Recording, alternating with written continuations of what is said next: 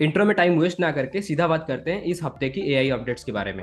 हमारा first update है, जियो ने एनवीडिया के साथ टाई अप किया है इंडिया में cloud based AI infrastructure build करने के लिए। फाइनली एआई की रेस में जियो ने भी शामिल हो गया है। डिटेल्स में बताता हूँ। जियो ने फ्राइडे को अनाउंस किया वो एक cloud based AI infrastructure build करेगा इंडिया में, ताकि इंडिया आर्टिफिशियल इंटेलिजेंस के फील्ड में आगे बढ़ सके। इसमें कोलैबोरेशन होगा एनवीडिया के साथ, जो एक्सीलरेटेड कंप्यूटिंग में पायोनियर है। ये नया AI cloud infrastructure researcher, developer, startup, scientist और एआई प्रैक्टिशनर को इंडिया में high speed secure cloud networking और एक्सीलरेटेड कंप्यूटिंग का एक्सेस देने वाला है, और ये वर्कलोड को सेफ और एनर्जी एफिशिएंट तरीके से रन करने में मदद करेगा। इससे इंडिया की AI chatbots, drug discovery, climate research जैसे प्रोजेक्ट्स को भी तेज करने के लिए मदद मिलेगी। इस कोलैबोरेशन के हिस्से में एनवीडिया जियो को end to end AI super computer technology provide करेगा, जिसमें सीपीयू, जीपीयू, नेटवर्किंग और एआई ऑपरेटिंग सिस्टम और फ्रेमवर्क शामिल होंगे, जिससे एडवांस्ड एआई मॉडल्स बनाए जा सके। मुकेश अंबानी ने ये पार्टनरशिप के बारे में ये कहा, जिस तरह जियो की मदद से इंडिया में डिजिटलाइजेशन लेके आए, ये पार्टनरशिप है वैसे ही एआई की फील्ड में इंडिया की ग्रोथ को बूस्ट करेंगे।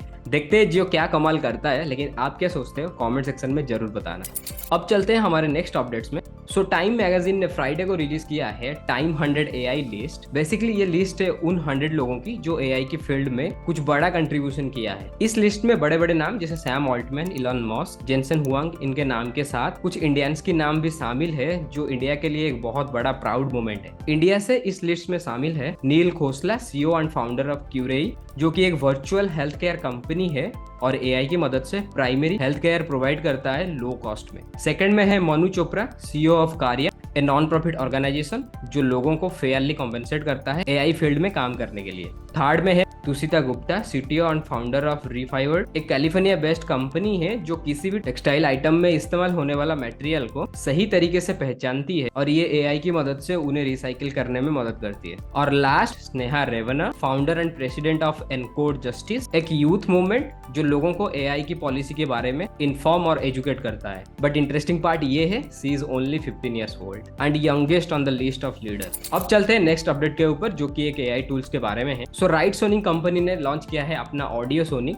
एक ऐसा फीचर जो टेक्स्ट को ह्यूमन लाइक ऑडियो में कन्वर्ट कर देता है। बेसिकली ये टूल डिजाइन किया गया है विजुअली एंड रीडिंग डिसेबिलिटी लोगों के लिए, जिनको देखने में और पढ़ने में प्रॉब्लम होता है, जो ग्लोबल पॉपुलेशन का 2.5% हिस्सा होते हैं। ये feature blog post, ads, emails और पॉडकास्ट के लिए कन्वर्जन ऑप्टिमाइज्ड कंटेंट बनाने में काफी मदद करती है। इससे विजुअल एंड रीडिंग डिसेबिलिटी वाले लोगों को इन्फॉर्मेशन को एक्सेस करना और कंटेंट को कंज्यूम करने में बहुत मदद मिलेगी। उसके साथ ये डिजिटल कंटेंट में ऑडियो नरेशन करके ई लर्निंग एक्सपीरियंस को भी बेटर बना देते हैं, ताकि स्टूडेंट्स का इंटरेस्ट बना रहे पढ़ने में। इसके अलावा ये एंटरटेनमेंट इंडस्ट्री को टेक्स्ट टू स्पीच टेक्नोलॉजी का यूज करके ऑडियो बुक्स को वेरी कॉस्ट इफेक्टिव वे में बनाने में मदद करती है। बढ़ते हैं अगले अपडेट्स की तरफ। माइक्रोसॉफ्ट ने कहा है कि अगर उनके आर्टिफिशियल इंटेलिजेंस प्रोडक्ट्स को यूज करने से जो भी आउटपुट जनरेट होगा, और अगर उसके लिए किसी को कोई भी कॉपीराइट इशू आता है और कस्टमर पर कोई भी लीगली एक्शन लिया जाता है, तो कंपनी उस लीगल डैमेजेस को कस्टमर के लिए पे करेगा। इसका मतलब ये है कि अगर कस्टमर उनके प्रोडक्ट्स में बने guard rails and content filter का यूज करेंगे, तो माइक्रोसॉफ्ट उन कस्टमर के लिए लिए गए लीगल एक्शन के लिए जिम्मेदार रहेगा, जो कि थर्ड पार्टी के द्वारा लिया जा सकता है। इससे माइक्रोसॉफ्ट वो फंक्शनैलिटी प्रोवाइड करता है जो एआई द्वारा तोड़ने के लिए पॉसिबिलिटीज को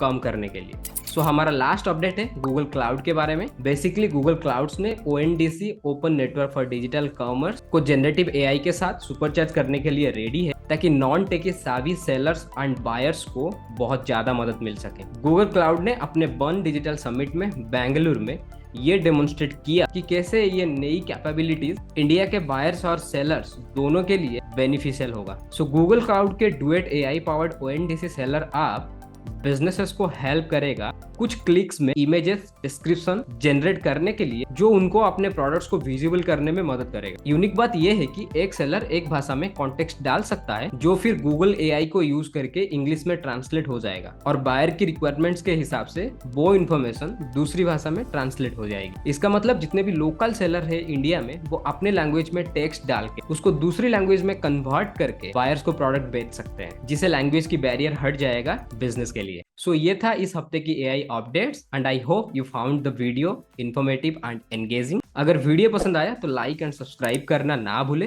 क्योंकि आर्टिफिशियल इंटेलिजेंस की वर्ल्ड तेजी से बदल रहा है और हम हर हफ्ते आपको अपडेट करने के लिए यहाँ पे होंगे। जितने भी सवाल है कमेंट सेक्शन में भर देना। मिलते हैं अगले हफ्ते और थ्रिलिंग अपडेट्स एंड इनसाइट के साथ। मैं हूँ आपका एआई दोस्त सुब्रत एंड आप देख रहे हैं द सुब्रत एआई।